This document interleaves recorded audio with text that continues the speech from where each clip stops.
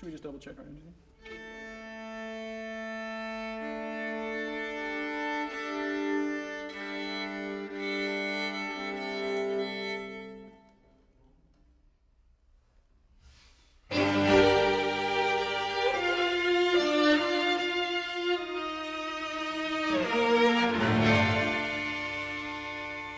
I think there's a lot of things going on that are driving people to experiment and to explore and hunger for something different. It's a very interesting time in history where people are beginning to see the old system isn't working, not only economically, ecologically, but in human terms.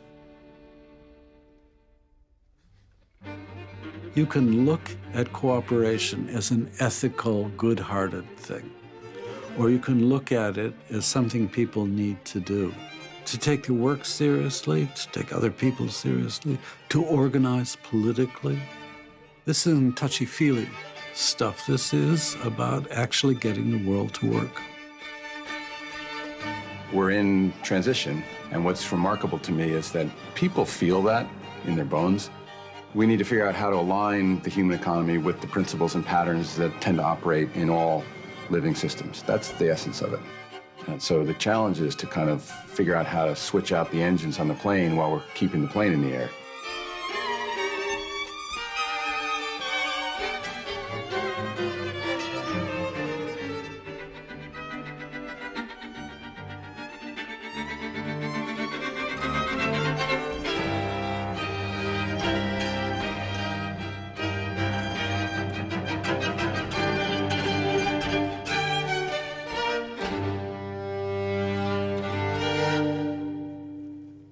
What if we were able to really build the foundations of a cooperative world?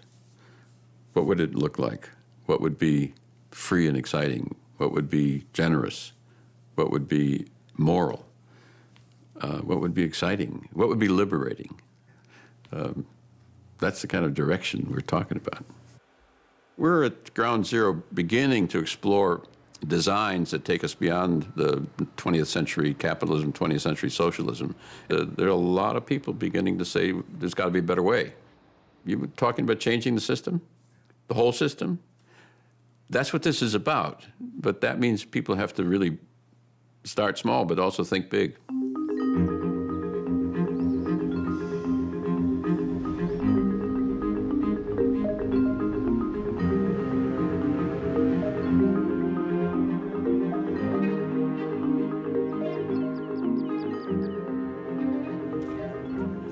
Housing is one of the primary social institutions.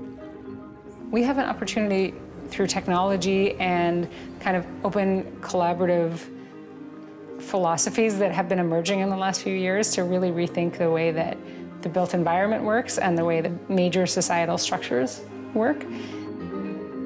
I helped to instigate the project that we're sitting in right now. It's called the Red Victorian, and it's a 20-room hotel, bed and breakfast. It's been here for 100 years. We took it over about a year ago and turned it into what we're calling a co-living hotel.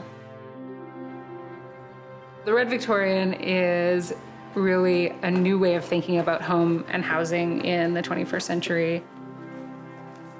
It's a combination of long-term residential accommodations, but in a very fluid way with short-term housing options.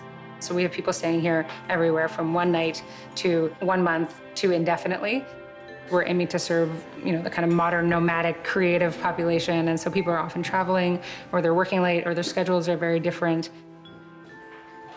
We don't have a particular hierarchy, and I certainly wouldn't call myself like the boss or the manager, or we're all managers, or you can think of it in many different ways, but it's a cooperatively run space. Okay, which one are we looking at? Can I show you something? Sure. The way we make decisions at the Red Victorian is open to everybody who's in the community. I went and I met with the Department of Public Health, and they provided a couple of options for what we could do in the short term to be compliant with what health codes are required. So the first is that we could be officially a bed and breakfast, providing the breakfast and other things that go along with that. It means that only employees and innkeepers, which they don't even know what they're defined as, may provide food for the guests, but we have to provide it, and the guests can't access it themselves. It's so silly because it like precludes you from doing new and innovative stuff. We basically don't fit into any of the boxes that they have for anything. They could basically say, you've got to shut down your hotel because you're not compliant.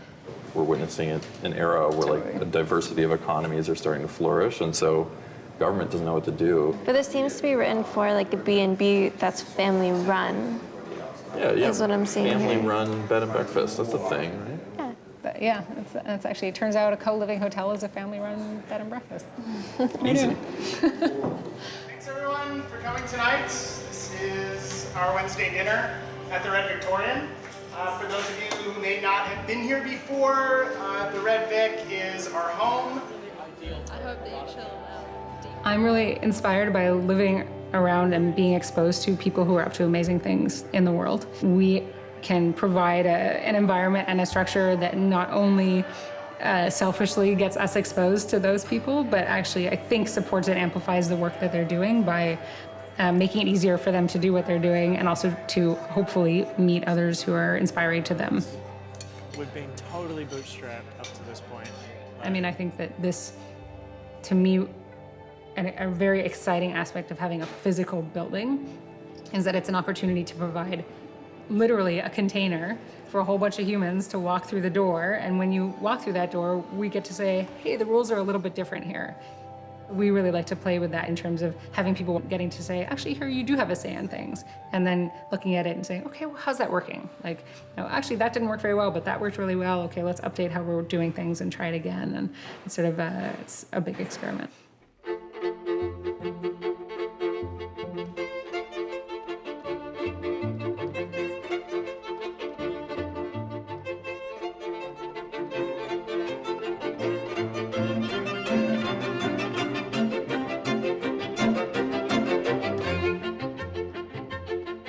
I first really understood about cooperation because my background is as a musician. And of course, when we play chamber music or any kind of music that doesn't have a conductor, we have to find ways to cooperate.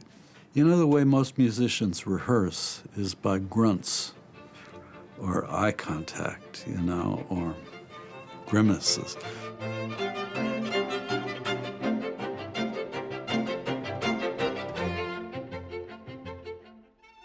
Being able to really listen to the other person, all three of them, in fact, you're kind of trying to hear three voices in your head at the same time as you're looking at your own music and playing together, so you kind of get into the flow as a group. Do you know what? I think we need to practice number one, up just right from there, from 1 to 2. Yeah, why don't we try one at a time? Why don't you do it once with her from 1? Yeah, we are part of one thing, and you know, each one of us have a role, and sometimes we trade in roles. So it's neat. So it's a real conversation, sort of, well, reminiscent of life. You know, so it's communicating. It's fun.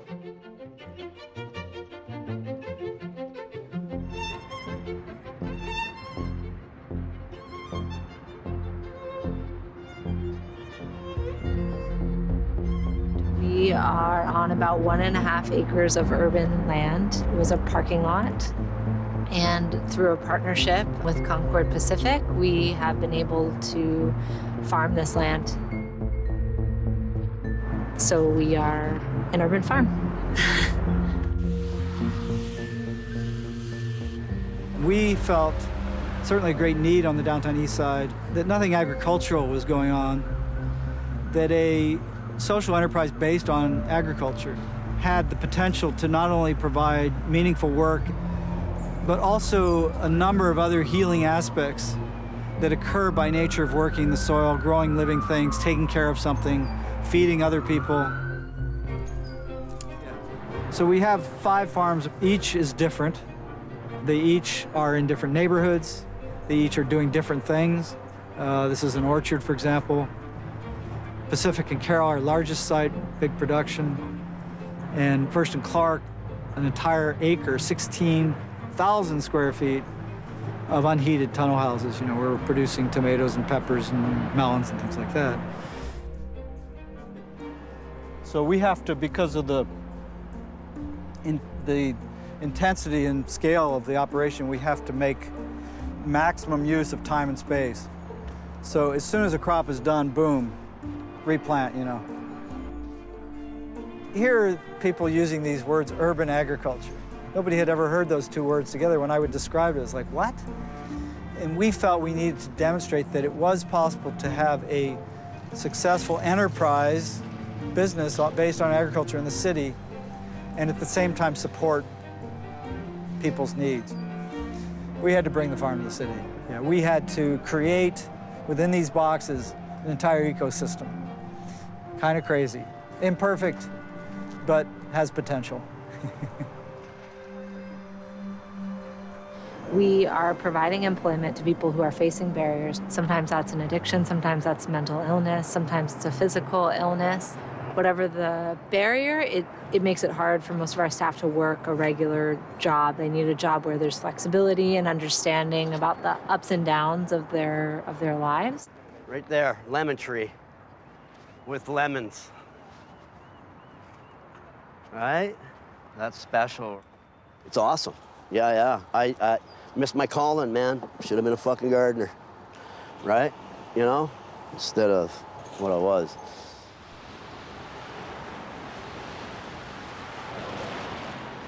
It's not very often like down here, because you know, you get pretty rough around the edges, that you get to care and nurture for something.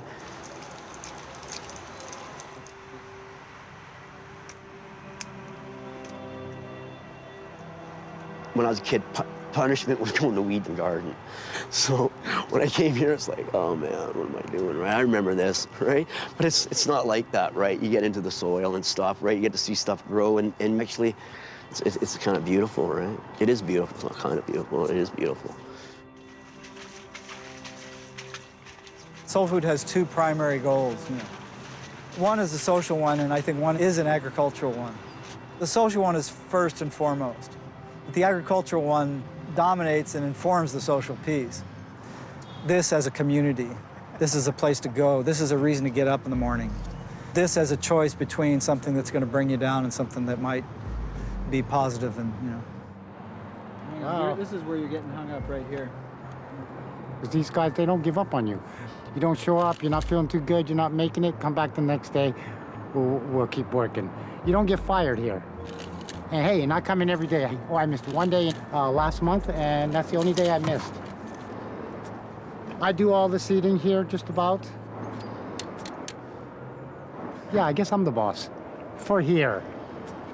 Tell people where they need to be, what needs to get done, and stuff like that.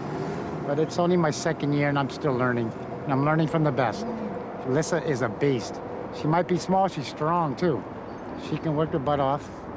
She's awesome. She really kind of holds this all together for us. And she's a good weeder. Thanks, Michael. At least I know I can't mess that up. Why do I do this? Some days I don't know. I mean, we all want the world to be a better place. And I think that there's for me personally, there was a lot of transformative power in agriculture in my life. I come from a really privileged world. I went to university, which was paid for primarily by my parents. I grew up in a stable household with a really loving family. I had people all along telling me that I could do things. It is quite hard coming in this. You try to find a common ground with people. Yeah. I don't know what it's like to go through opiate withdrawal. I don't know what it's like to not be able to get my prescription in the morning when I need it every day. There's days when I really can't understand what someone's dealing with, but you can be compassionate.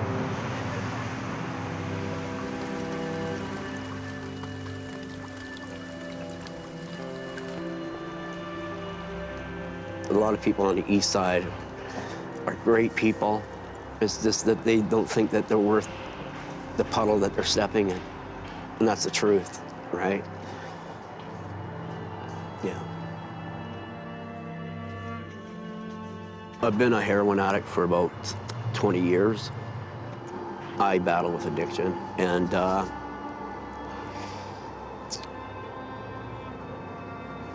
it didn't matter to them. right? Like it didn't matter to them. Like, you know, I had crack marks, it didn't matter. I wasn't being judged, you know, like, what's going on here, right? The power of what we've done here has to be shared both by the influence of the soil and the plants and the healthy food, but also by the community of people who have been involved with this experience. It's about the people.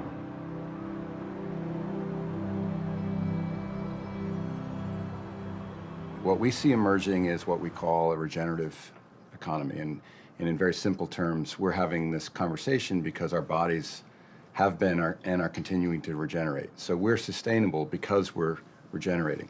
And the whole universe works that way. And we see it everywhere, usually driven by the intuition of an entrepreneur who has no theoretical framework in mind. They intuit it. So that's why I'm confident that it's an emergent property. And it's amazing how often we see these patterns repeating themselves.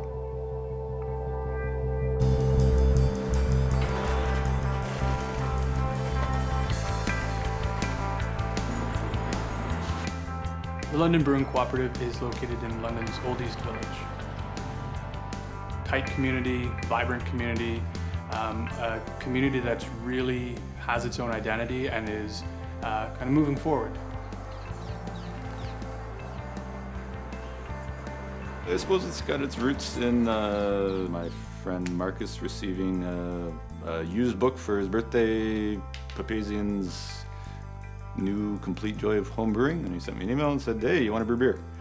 And I liked beer. I had no idea it could be made. We were brewing together, you know, in my garage, just with, you know, something we built. It was a propane-fired, gravity-fed system. I mean, we didn't paint it up even to look nice. It was very utilitarian. It made beer, it made very good beer. Everybody has a good time brewing the beer. Everybody has a good time sitting around and chatting. And usually beer brings out some good debate, brings people together. It was a very makeshift system that we had, you know, thrown together, and garage door wide open so the propane fumes could go out, and you know, we were just having a lot of fun brewing beer. And we started to realize, well, these recipes are actually, people kind of like them, and it's starting to work. And we looked at different models of cooperative brewing, ways that a brewery could both be financially viable but also be collectively owned. And we couldn't figure it out.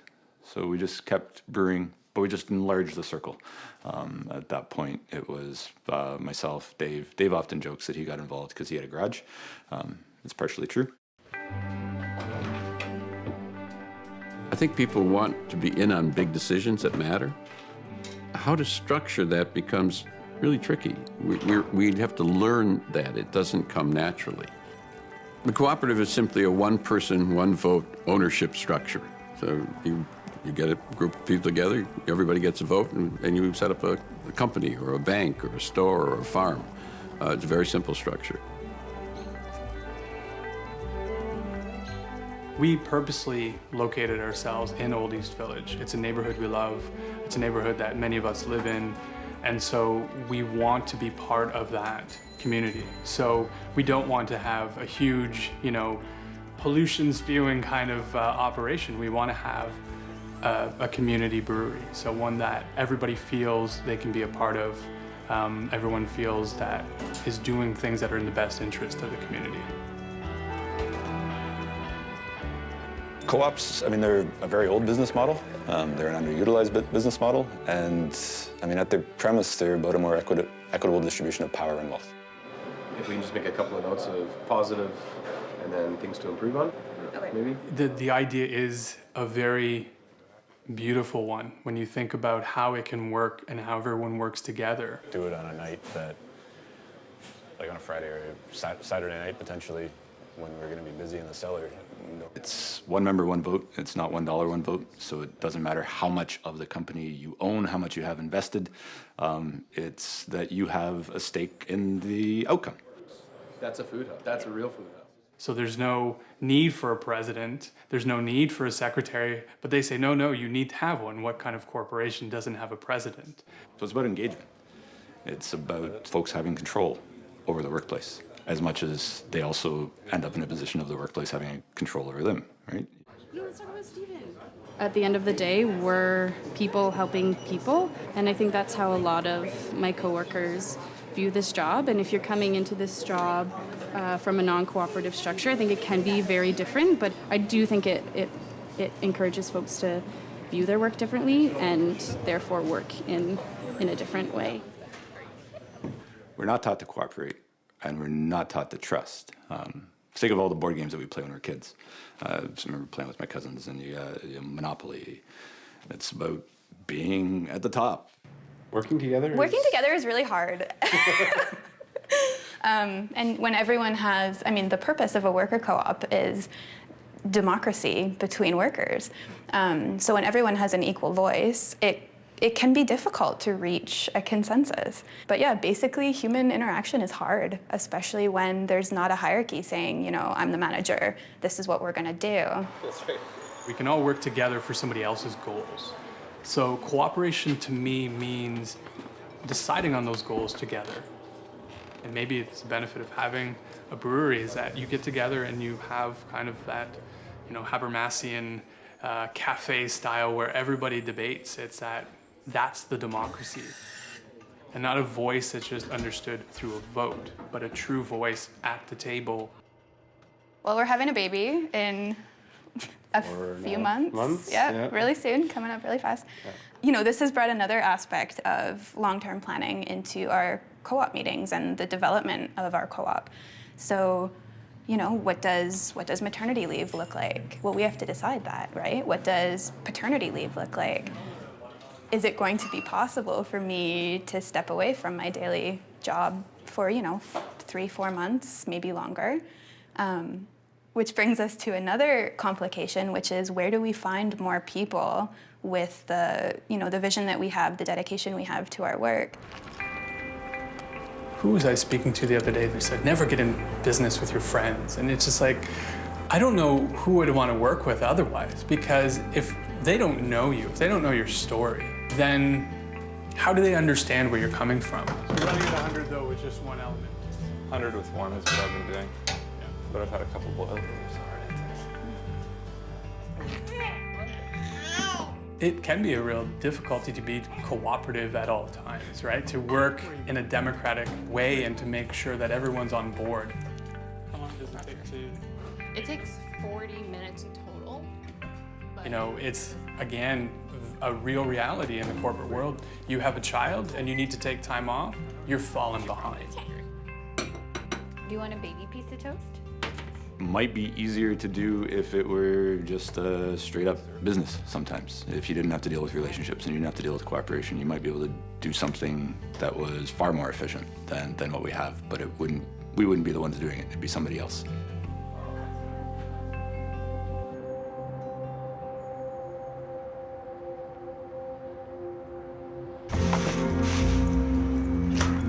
I'd kind of come to, I guess, like the end of my rope with job hunting and had applied for several things and wasn't really getting anywhere and saw this job posting and I was like, oh, well, somebody who knows how to work with food and can talk to chefs. I'm like, well, that's pretty much what I've been doing my whole life. So that job has got my name written all over it. I guess technically I'm a salesperson, but maybe this is why I'm good at sales is because I don't like sales. I just let the quality of what we do speak for itself, and they either want it or they don't want it. I don't want to sell something to someone who doesn't want it. It's dishonest. My job is what I call quality control. So I mean, everything you see here, I make sure that I go through everything before it comes here. So that means everything's as best as possible and as perfect as possible. It's one of the things that Soul Food's always been about. It's always been about quality. We will not put anything out that we wouldn't take ourselves, or more likely better than we would eat ourselves. Another bonus I get that some people don't get, I get to work the market. So I see the finished product, and then I see the people that are buying that product for a really good price and how happy they are with it. people are happy with our product, and I love that. One thing that's so great about Soul Food Farms is I think that they know their community, they know their neighborhood, and that's why it's important that they're nearby. That's why another thing why we choose them is they get it. You know, they understand the difficulties that we have. We're very, very small, first of all, and every day the menu is different. It's whatever in season, whatever is fresh, whatever they're proud of, they send to us, and then we use that as inspiration.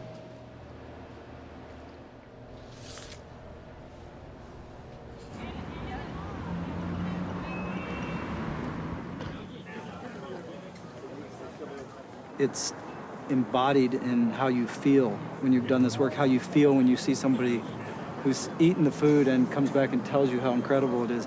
Those are the things that are so intangible and so difficult to put a value on. You had those before?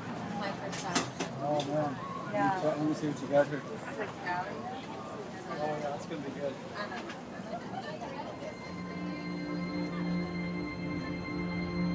These overpasses, they're going to come down in 4 years. And when they do, where we sit right now, where there's these wonderful crops growing, you know, the carrots and the radicchio and the arugula and parsleys and whatever is here, will be replaced with high-rises. And people will be living on this land where we sit right now, 20 or 30 stories up, as far from this as you can possibly get.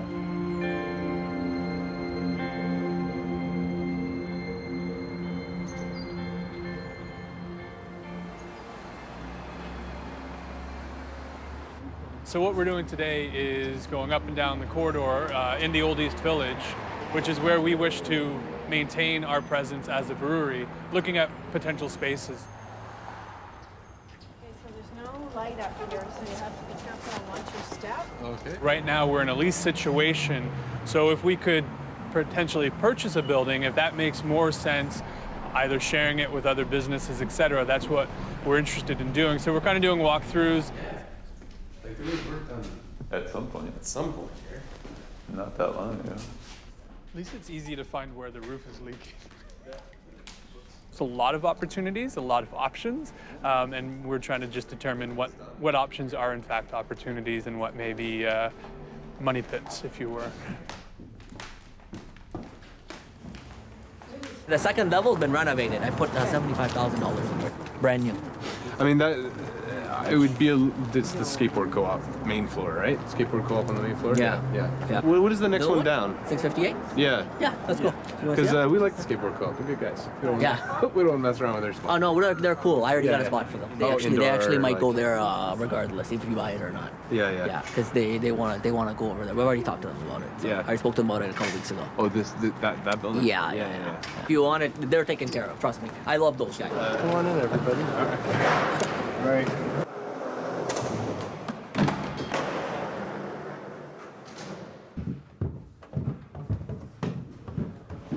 No, we're here to stay as long as we can stay. Oh, well, that's what we headlights don't look said. so- We're like, we don't even want to look at it if you guys are staying. He's trying to get you guys to buy the building too. Well, yeah, that's Yeah, news. No, the whole thing is this is the building we want? Yeah, that's awesome, and we support that 100%. So we'll Headline stop looking Brewing right now. Cooperative. This place is Yeah, we want to stay here. Yeah, There's a man. chance that if it doesn't work out for us here, that we'll try to get the father and son's building, but this is 100% like. Where you want to be. Yeah, man. Oh, dude, yeah. Now we're just on a tour. Yeah, that's what we were just told that out back. We're like, what? Sorry, man, we didn't know that. Well, yeah, but a certain level of honesty. It's a chance for us to start talking about this landlord nonsense. Yeah. The owners of these buildings, come on. Yes. They are. Interesting day. We did a bunch of stuff and we're planning on making a ramp tonight. Like Jim's like, what are you guys doing here? No, we want this building. Yeah, so. Like, oh, come on. These guys are friends. That's no good. Yeah. So we gotta clean that up.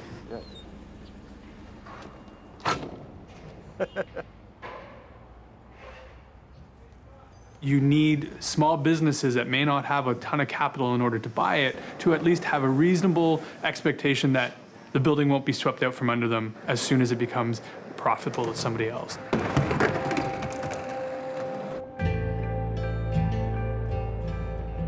This neighborhood provides a real opportunity in that it can become, if we want it to be, it can become a place where all are accepted, where we have a mixed neighborhood where people from all income brackets, all walks, all backgrounds have a capacity to interact and build a good life. That's what we're aiming for. There are some pretty big obstacles in our way, and quite directly, it's those who control the property are in our way. It's not money. I mean, money is, it's a necessity in this world, but that's truly not the relationships we're trying to build. Collaboration is ultimately the more sustainable approach than competition. Whereas, of course, our competitive capitalist system in Wall Street, no more than anywhere, is rooted in the idea that, you know, this false understanding of Darwin. What Darwin said is the fittest. In fact, he didn't even coin the term survival of the fittest. But the way he used it is fittest as in the one that fits best within the whole system, not the strongest.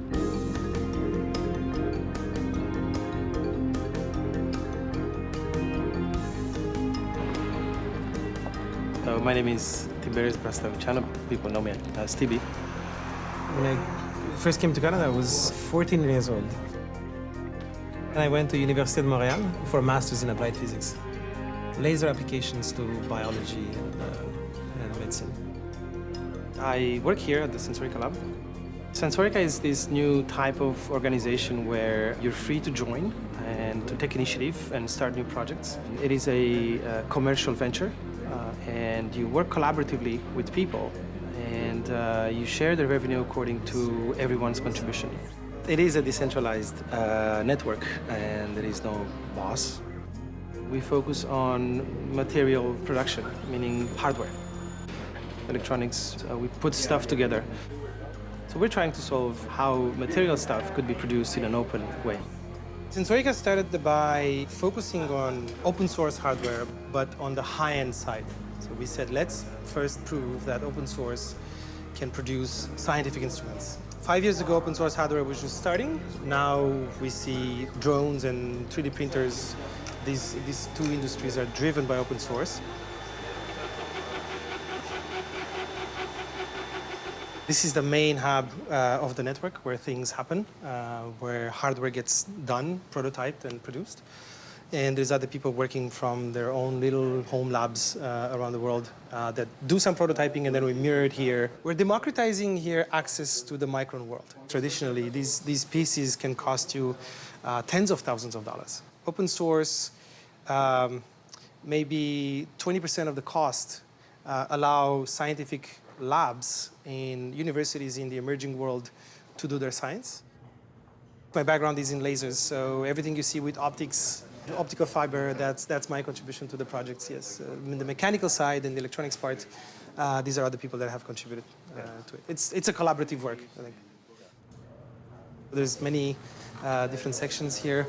So this is our micro 3D printer, which will be used for microfluidic chips design. What we do, we add an optical fiber. It's just the size of a little hair. So this is like a pan of light that solidifies or polymerizes the resin that you put inside, and you're able to do tiny, tiny, tiny structures. It just needs a bit of integration, but the proof of concept is done. So that's something that will go on crowdfunding pretty soon. The tiniest printer in the world.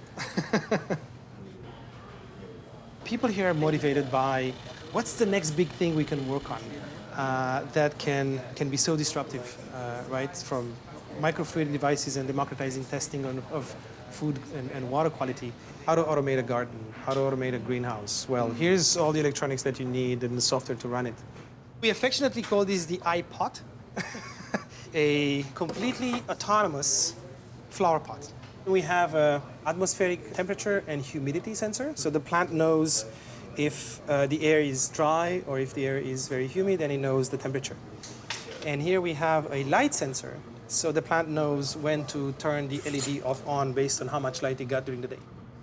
You know, to scientific instruments that reduce the cost of innovation, allows people in Africa and Asia and South America to catch up with scientific development. So I think we're highly motivated by these kind of projects. The real change happens when economic relationships change. And so then the idea was, let's set up new economic organizations based on these new principles. By respecting some fundamental principles that were behind what was already existing. So let's build the enterprise of the future. And that was the seed value for this Sensorica network.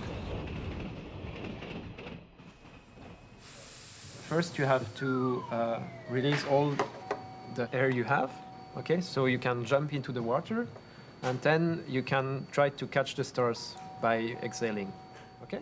Breathing is a project we started for children with cystic fibrosis. Blow, or you're gonna hit the banana. Oh, you hit him. It's really about making therapy fun. The therapy is quite a challenge for chronic illnesses, and about 1 person over 2 doesn't do the therapy well. It's an exercise I have to do daily, so it's quite tedious and boring. Okay. Yeah. So the games make the therapy fun, but it also gives a feedback to them about your breathing too low or too high, or We just connect this medical device to the computer so that we can use the data for the game and for the research too.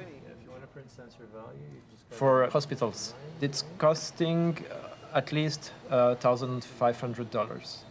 So it's not something you can have at home easily.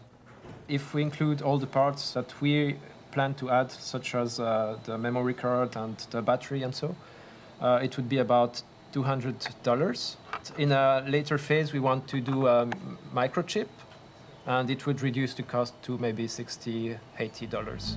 The cost of innovation using open source is very low.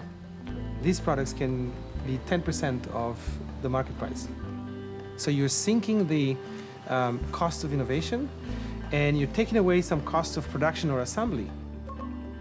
Here's the file, print it at your local 3D printing shop, and then put it together IKEA style. It really reduces the cost of a product. With like open licenses, someone could take this and improve it and reshare it. But once it's completed, the how-to is going to be put out to the world, and anyone that has the capacity to replicate the device can do it, no cost. Yeah. But there's also going to be potentially a commercial aspect to it. How's that going to work? Yeah. The question is open source hardware a viable, business model? You have something at home to bake something? To bake bread? Oh, yes, I do. Everybody has, right? Yeah. Why don't you make your own bread? You find tons of recipes on the internet. Why don't you make it? And then you make money on convenience. You say, I can source the parts for you, put them in a bag, and send them to you. Open source hardware businesses also survive on services, okay? People are asking, yeah, but if you can't patent, how can you protect? People are going to copy you. You might gather your team to protect your idea and develop it, okay, but then you patent it and you protect it. What if tomorrow somebody thinks of something that you guys didn't think of and improves it, and all of a sudden releases their new technology that is better than yours, so yours is obsolete, so your patent is useless. This is a journey. We're on a journey to figure this out. I'm pretty confident that the regenerative frame is the right frame, and a regenerative frame means that a system is self-organizing, self-refueling, self-learning, and so we see it in lots of projects in the world. It is emergent. Did we mention not to vibrate here, or were we vibrating? No Should vibrato? we not vibrato then? No vibrato, okay. Yeah, okay, let's try that. You want to try that? Yeah, let's try that from the top.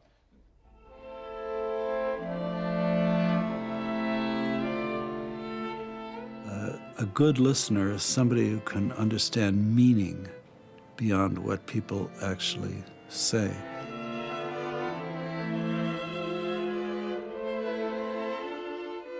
Very few of us actually can find right away, particularly, the words that we want to use to explain what we mean.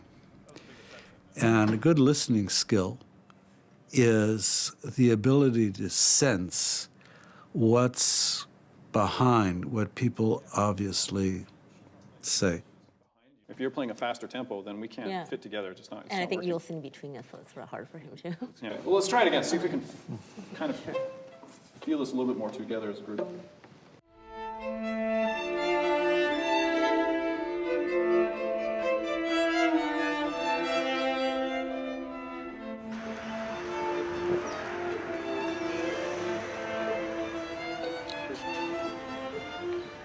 If you were describing Lumio to your brother, I think you would say something like, Lumio is a simple technology that enables people to come together to talk an issue through, generate ideas, and come to a clear shared understanding together, and a decision about what action to take together. The idea came out of our experience during the Occupy movement, of the potential for collaborative decision-making when the process is well held. It can be totally amazing, like transformative for people. When diverse perspectives can genuinely feed into a collaborative process, groups can end up making more intelligent decisions than any individual would by themselves. At the Red Victorian, we invite many people to be part of the decision-making process, and the way that we do that is we provide them a link to Lumio. I'd love to get people to chime in the next day or two, in the next 24 hours on the Lumio thread, and then at least I'll have some kind of direction to start a conversation with them. Some things are decided fully on Lumio, some things involve the offline component as well. For larger issues, we tend to then take that Lumio conversation, meet in person, and kind of go over some of the nuances as a group. And so it's like, do we want to take that battle on as our own, or? So when a discussion gets to the point where someone in the group thinks, hey, we can make a decision here. I've got an idea, this is what I think the group should do, they can put up a proposal. And so you've got discussion on the left of the screen and decision-making on the right, and a proposal always has a time limit on it. So it always comes to a clear conclusion. So you've got this sort of divergence in the discussion, and then you converge on a shared outcome, an agreed outcome. People participate in a decision by clicking one of 4 buttons. So you can either agree, or you can sort of opt out or abstain, or you can disagree, which is like saying, I don't know that it's the best idea, but I'm not going to stand in the way of the group. Or you can block or raise a red flag, which is saying, like, I think this is a really bad idea. I've got a serious concern that I would like to be addressed before we move forward with this. I think that Lumio is really interesting for the fact that it creates space for people to kind of take the time to deal with their emotions and then process them, often in more constructive ways, by writing down what they're thinking. There's all kinds of awful stuff that happens online, bullying, but Lumio's sort of designed with that, I guess with this idea in mind that if we design online environments in a way that makes certain types of behavior easier, so really fosters a sense of respectful, constructive dialogue. I mean, it's really about people coming together to achieve a shared purpose in a way that works for all of the people involved. And it's kind of that simple. Like, little kids get this stuff.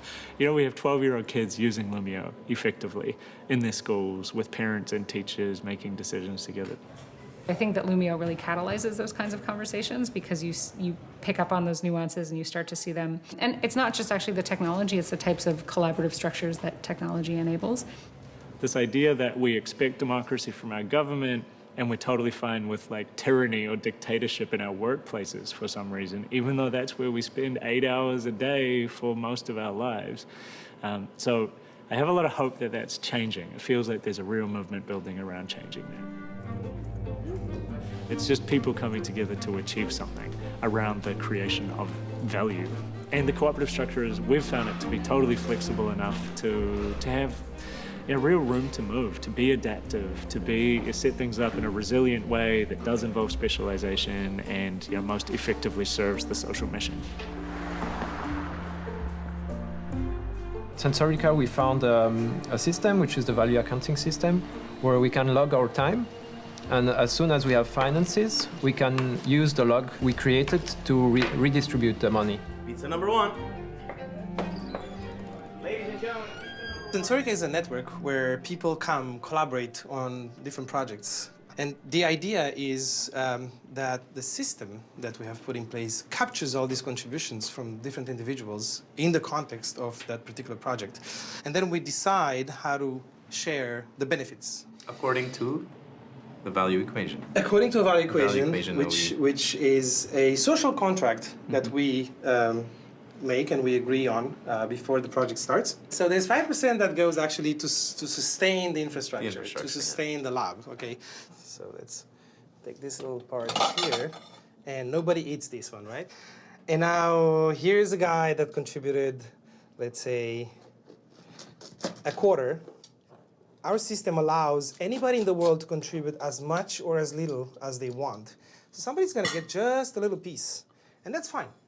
Because this guy is probably doing something else, he's working on other projects, and that's his little contribution. Here, I'm gonna take this piece. I'm gonna be modest. So conservative, so modest. I think the big one,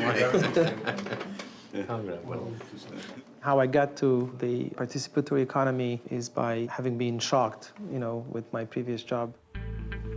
In 2006, I left Montreal to the Silicon Valley, San Francisco. And this is where I got my first job as an engineer in a company manufacturing lasers. I was very stimulated. I put a lot of heart into the work. And then 2008, financial crisis comes, and then you see how people are treated once they're not an asset anymore. So I just got laid off and kicked out, essentially. That led me to use the internet to find solutions, and I realized how much power the internet can give to an individual and to groups. So that frustration turned into something constructive. I got the pictures. Yeah, I'm trying to see if there's more. Well, you're there. Are you there? No, when I first came to Canada, I just knew a bit of English, not much, and I didn't speak French. Canada was pretty open to immigration from Romania back then. I think the second community that adopted us was the Italian community. We spoke Italian, and they were more established than Romanians who were just arriving. So you started here, what, busboy first? Or you started later? For sure. Busboy. I didn't speak French or English. Just started working. And then slowly, I started to pick up orders. Tony was here every week. Those were the days, my friend. Beautiful days. Now all of a sudden you got smart. Whatever you do, I hope it makes a change. What do you think about change? If it comes from you, it's probably a good thing. What a beautiful day, huh? Adu sa Plaza Luța. My father's place from Romania. It's the capital of watermelon.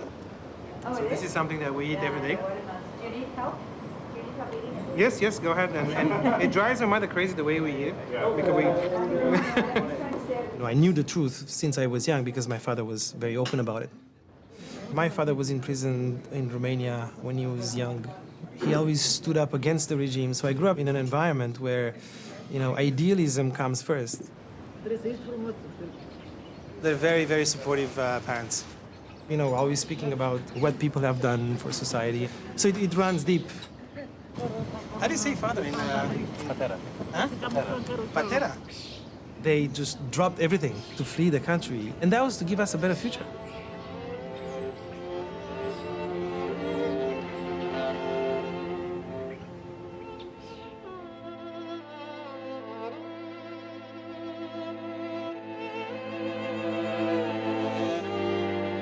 People actually come to this kind of notion of what I call building the next society, building the next system.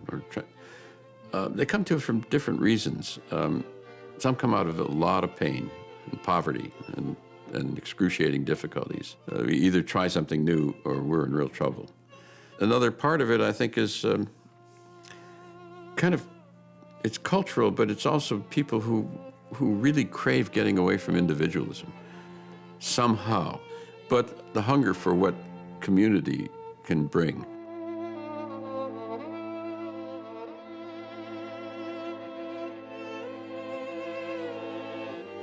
Sometimes we can just play through the music. The first time's not so good, but then even without words, it evolves into something.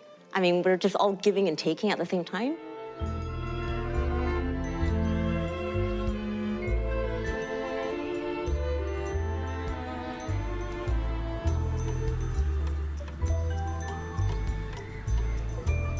the mothers in Thorncliffe Park. We wanted to make this place a better place for everyone.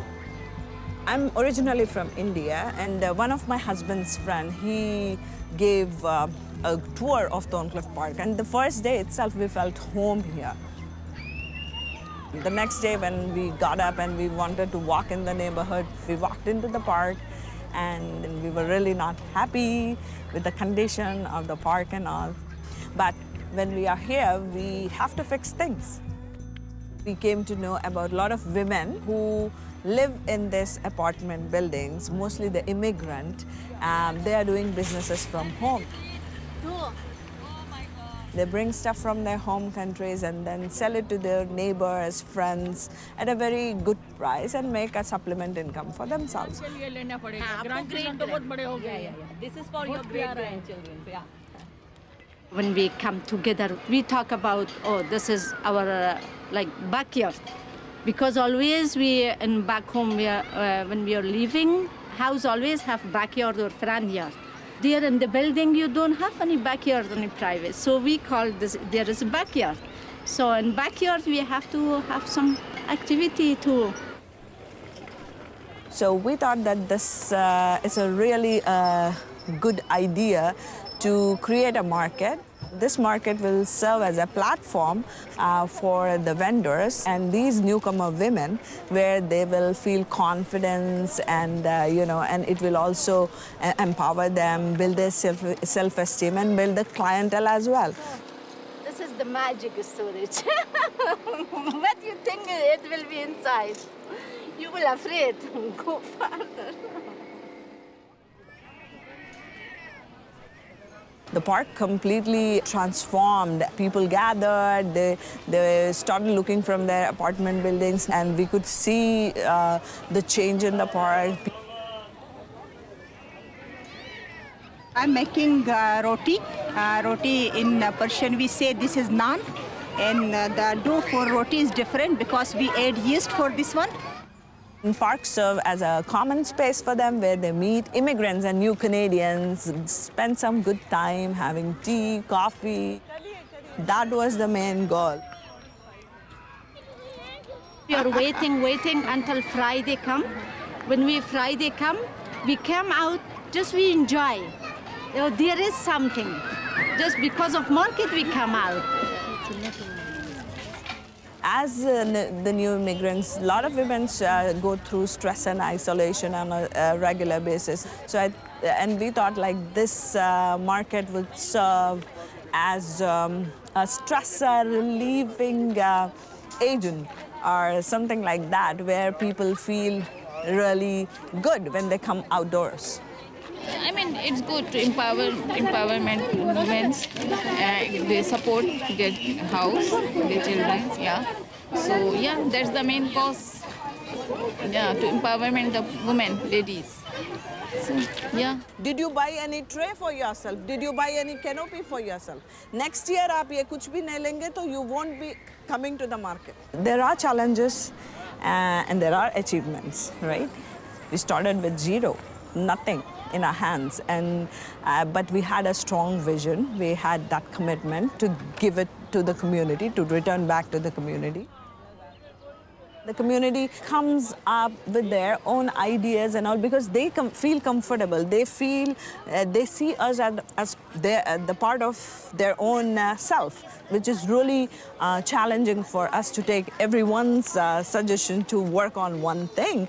But we do accept the suggestions and we choose how best those things fit into what we are really trying to do. I mean, looking at the bigger goal. Her husband passed away recently, and for her, these are the opportunities which provide supplement income for her to run her house, and she has kids and she has to look after them.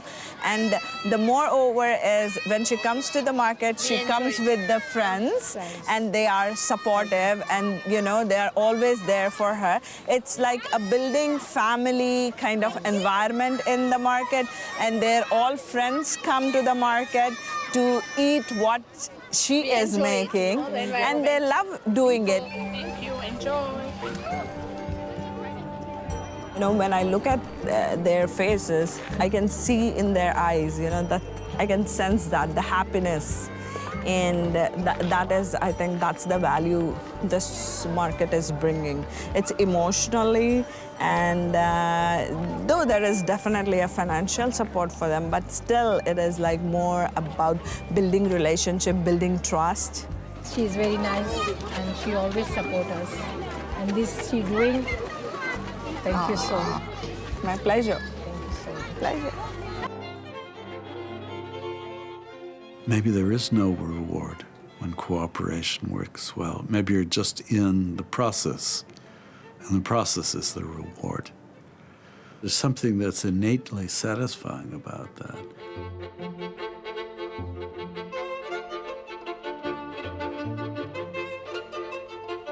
Sorry, can we do it again?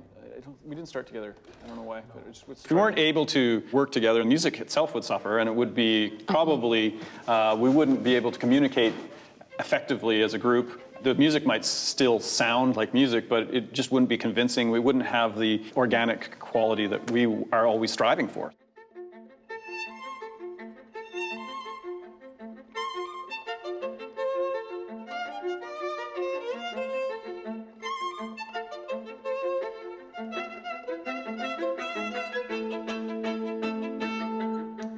Should we just do it one more time with Sung Young now? See, and then I'll join in the end because my part's easy. Me, right? Yeah, let's see how it works. Here's our motor, right? We have this engine. Then we have the car driver.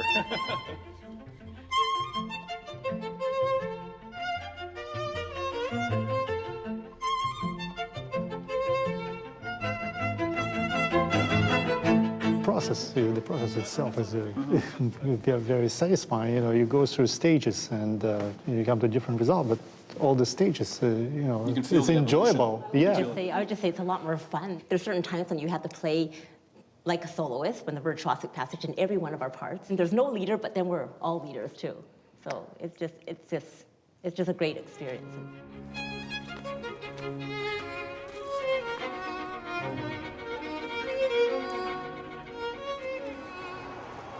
I don't know if I was a bad guy or not, but I definitely wasn't a good guy, you know? You know, you gotta leave that shit behind you if you wanna grow, right? And so that's what I've been trying to do.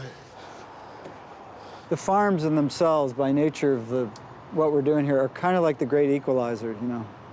Like if you're out there picking radishes or filling boxes or planting trees, or it doesn't matter what your history is, how much suffering you've been through, it really levels you off.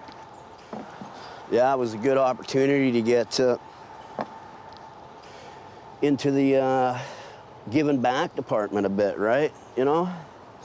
Working for your community a bit, right? Instead of taking from it all the time. It wasn't a big idea that we were going to go out and, you know, rescue people, you know? Our idea was set the table here and do it with soil and seeds and growing food and allow that process to do what it does for all of us, you know. You know, people ask me why I farm.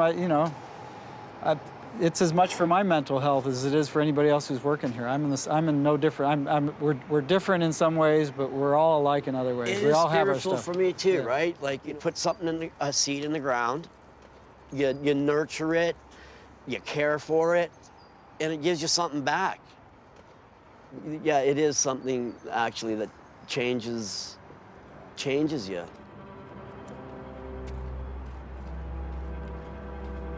We've survived a lot of crazy stuff, but I think it's important enough to the people who we work with that it has to continue. And it's important enough that it has to include more people who haven't been able to take part. And our goal is not, unlike most social service agencies, is not to graduate people and send them down the road. No, we feel like we want them to be, for as long as they want, to be able to come here. Yeah, you guys are my family. First time I met this guy, I was like, who is this guy, you know? Yeah. And you had kind of a hard edge.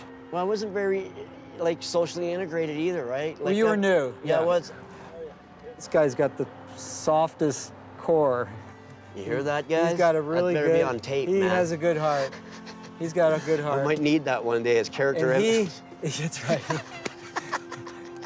No, I mean, it blows my mind. Yeah, Somebody but you know what? that's gone through the kind of shit that you've gone through, and that I you can appreciate stand that, up. Michael. I do. You guys don't have the monopoly on suffering, by the way. Oh, you yes, know? I know this. And so I'm just saying, for me, you know, I needed to do this for myself as much as for anybody else. And that's the honest truth.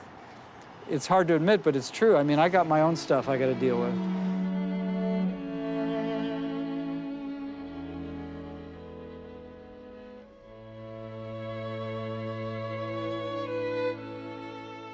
Actually, music is sort of like a reflection of life. This medium allows to have a conversation with the different people at different times, and if it works well, it's really good.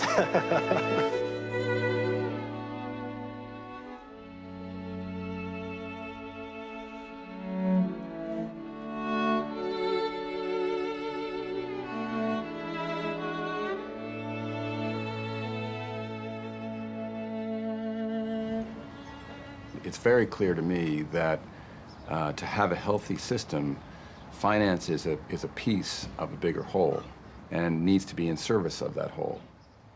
The basic premise of investment is to invest money in order to create more money at the end. We call that return on capital, but it's money in, creating more money out.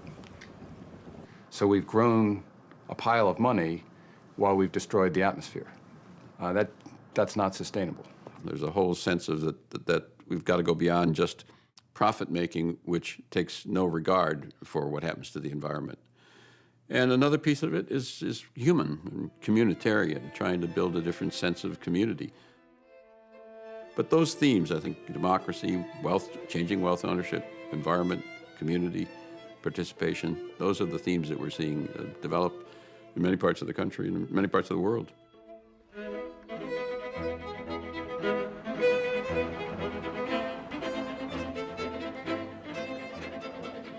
I think of the first time the beer was served at the Root Cellar. I mean, that feeling is tremendous. And you realize that, hey, people are enjoying this. It's not just us.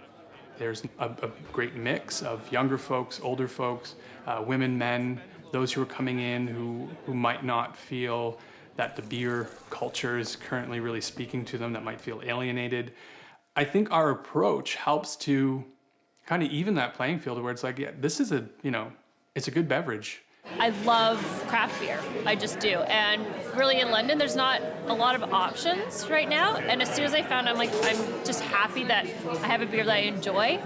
And the whole co-op idea is so cool. I've actually never experienced that in a beer-wise. The big brewers out there who are, their sales in volume. And that's their market. The more they can sell, the better. There's a lot of beers, you drink one and it tastes the same as the other. And these ones, like when you look down, even the colors are different, the flavors are different. That's worth supporting, yeah. When they name some of their beers, you recognize the name of, it was the Springett Stout. These are farms that I grew up around the corner from.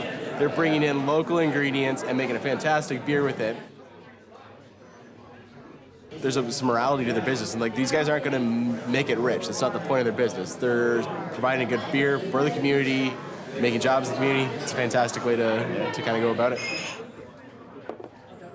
We've known for decades that if you circulate money and materials in a local economy, you get these multiplier effects. And so by circulating money and materials and information in a local economy, you're going to be more in alignment with the regenerative process that actually, is the way the world works. What I really love about that kind of community engagement is our neighborhood tart. So it was a wheat base with rhubarb, and that rhubarb came from Old East Village. So we had somebody take up the cause. She went around and just chats on the street, trying to find rhubarb in people's backyards. We got a ton of it. We threw it into the brew. It was really tasty, and I think for us, it again it's a lot of fun. I mean, beer can be a lot of fun. Right now, we brew an incredibly inefficient beer. It is not a turnkey process. It is not pressing a few buttons and things work. It is a labor of love, but it is a lot of labor right now. And so we're hoping to streamline some of those processes via an expansion so that we can focus on the kind of value that we feel our beer is bringing as well. The hops for the next one are sitting over there with the Irish moss in the latest edition.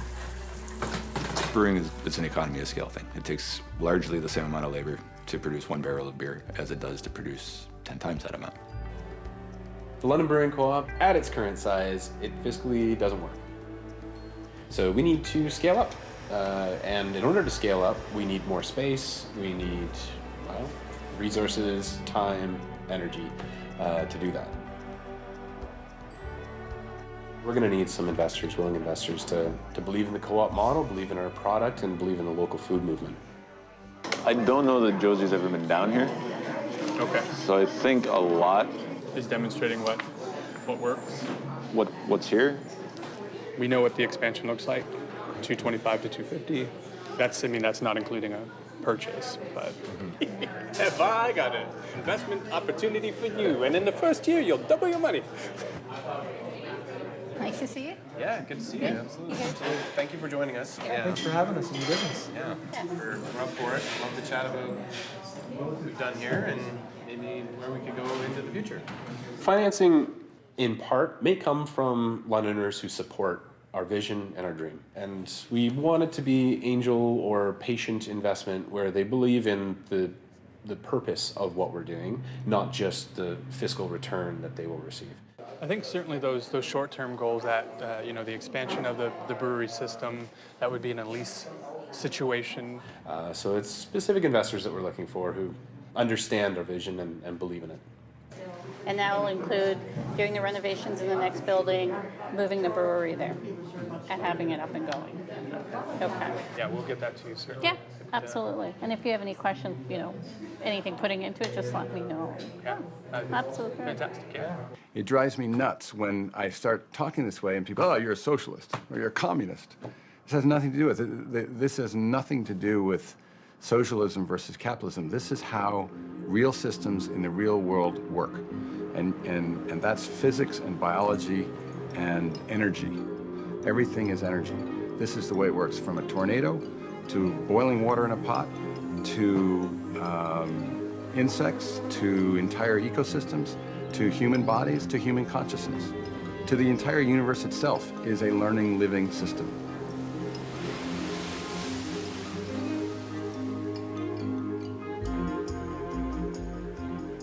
We are in Whistler, BC at the Impact Economy Summit. We've been trying to cook a new economic model for the citizen media ecosystem. There's a lot of energy in the room with ups and downs, which is normal for this kind of interactions, discussions, and working together. So this is building bridges, right? Building bridges between the open world and the classical world so that we can establish these flows of resources in this process of metamorphosis, right? We can't just start building from scratch, from nothing. We are within the system, and by establishing these interfaces and the trust, okay, we can allow these resources to flow. This is not in any way a classical business, right? This is not around the corporation that wants to maximize profit for its shareholders. I see traditional corporations as boxes, okay? So there are spaces of confinement that limits you in what you want to do. Let's say you have a project and you go to a corporation, and the question is, do we have the budget? Or the budget, that number is a parameter that confines you. Do we have the skills? So essentially you're looking in a box and you see what's in there, how much money we have, how much people we have. So NASA is doing a lot of prizes, and this is competitive crowdsourcing. You have a prize, you have a project, and you say, all right, who comes up with the best design, they get the prize. And there's a lot of redundancy, and everyone spends money for their own prototyping and for delivering something, and then you have one winner and the rest are losers, and the only thing they take home is the experience, right? So with the value accounting system, we say, well, why don't you collaborate and log your contributions, financial materials, time, everything you put in there, and then the prize, you share it according to everyone's contribution. Okay, so you turn competitive crowdsourcing into collaborative crowdsourcing. What you're building is a set of businesses that feed the community, because this is a real paradigm shift. What you're doing is this is not capitalism as we know it. This is something entirely different. Yes. Then it's clear that this is really, the way to go for me. This is the kind of answer to a big problem that we have today, which is, you don't get paid for the things you like to do. You only get paid for the things you don't like to do. So I think the system that is actually able, to create livelihoods without destroying the planet and without creating social strife is the one that eventually, hopefully, has to win out, because otherwise we're all doomed anyway. If everyone wants to take their seats, that would be lovely. I will go home with a positive message that what we're doing is important, that is perceived as important, which is a validation of what we do.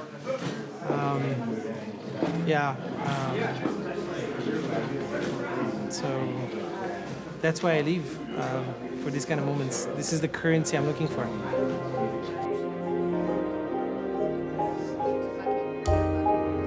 I met some people that said, you, TB, you can't fail because you've been there and you've paved the way. And if Sensorica fails, then it sends this message. I say, holy shit, so now I'm kind of trapped with all this responsibility to show that, yes, it can be done. Everything is converging towards a more collaborative economy for sure. And when you free people economically, they're free.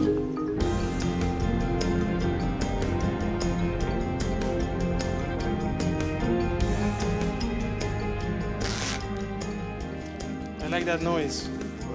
The tape. It's like you're moving, man.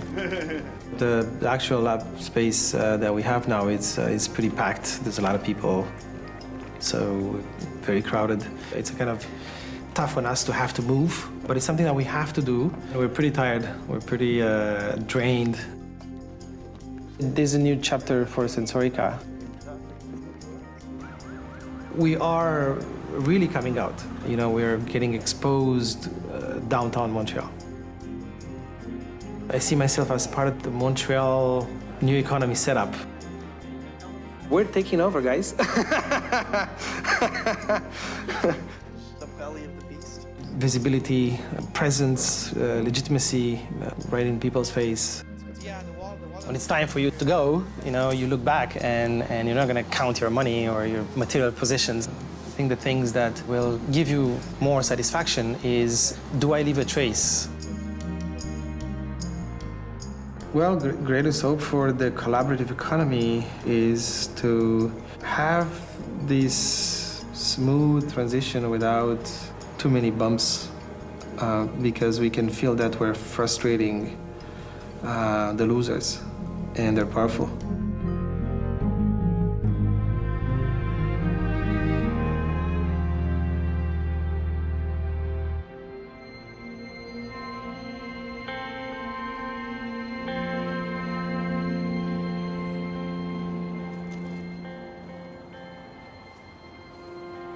There's no land.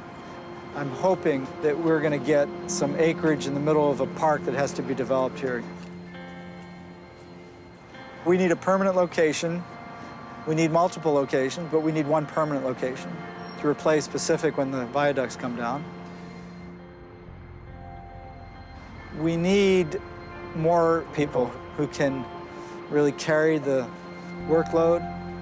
And I think eventually we could, if people felt that incentive, that they had something at stake beyond their hourly wage, develop something that did return something to our staff. But we're not there yet. I want them to come to work because they're working for themselves. They're working for their own healing and for a community of farmers and eaters that surround it. I want them to feel that sense of ownership.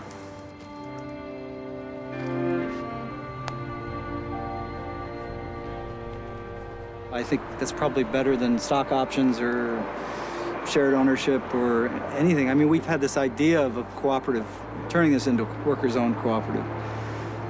But the truth is, what would they be owning? There's nothing to own, So what we can offer is this shared experience of what happens in the process of doing this work. Okay. Oh, awesome. I want to retire here. I'm 56. I'll be 57 in November. This is it for me.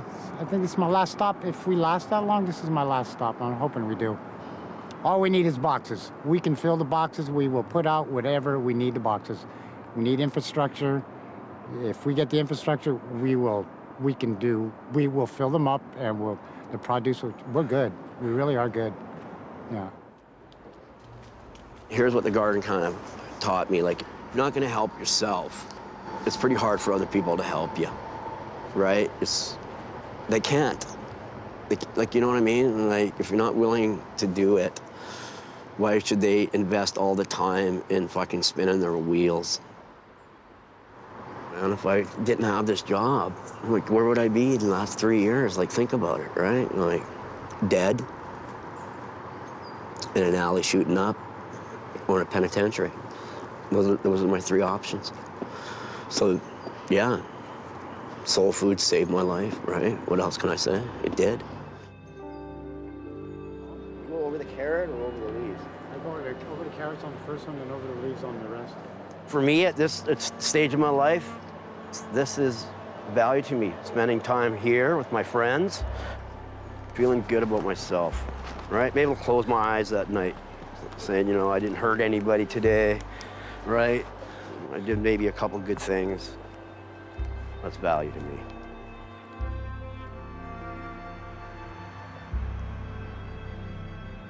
So what is real wealth? Well, let me tell you what it's not. It's not money.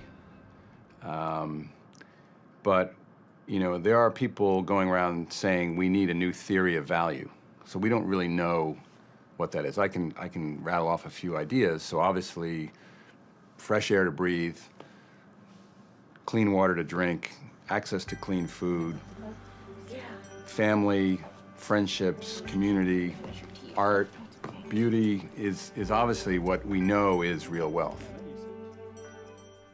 I think that's a big thing too with the cooperative, is that the cooperative shifts with the needs of its workers, not just with the needs of the end product.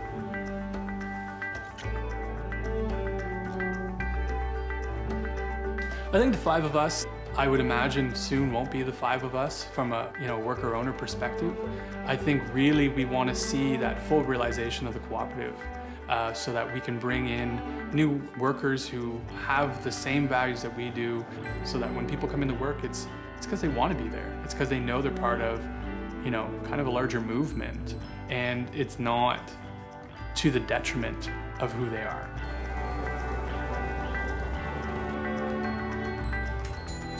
Of course, the timing is hilarious. Because I don't know, is it legal to have babies brew beer for us? I don't think so. No, but babies with like craft beer marketing is really cute. So.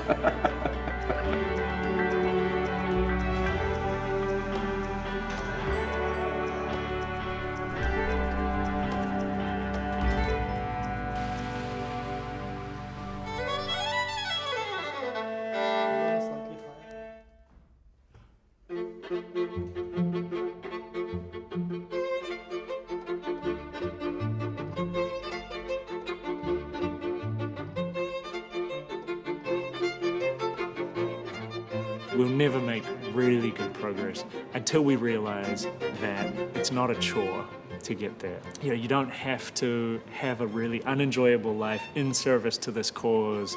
It's got to be fun, right? I mean, like, fundamentally, it actually needs to be enjoyable.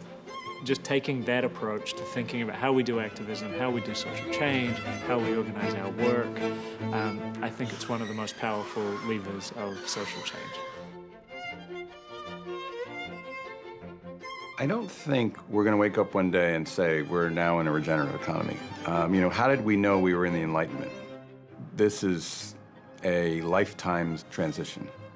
And the challenge is, are we going to screw this up before we make the transition? The symptoms that we feel will lighten. It will feel different. It will feel healthy. And then we'll say, wow, it feels better.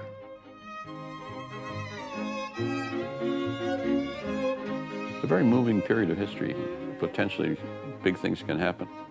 I think we're at a moment, maybe, always a maybe, that we are laying the groundwork for potentially not only transformation, but irreversible transformation. That's a big deal in history.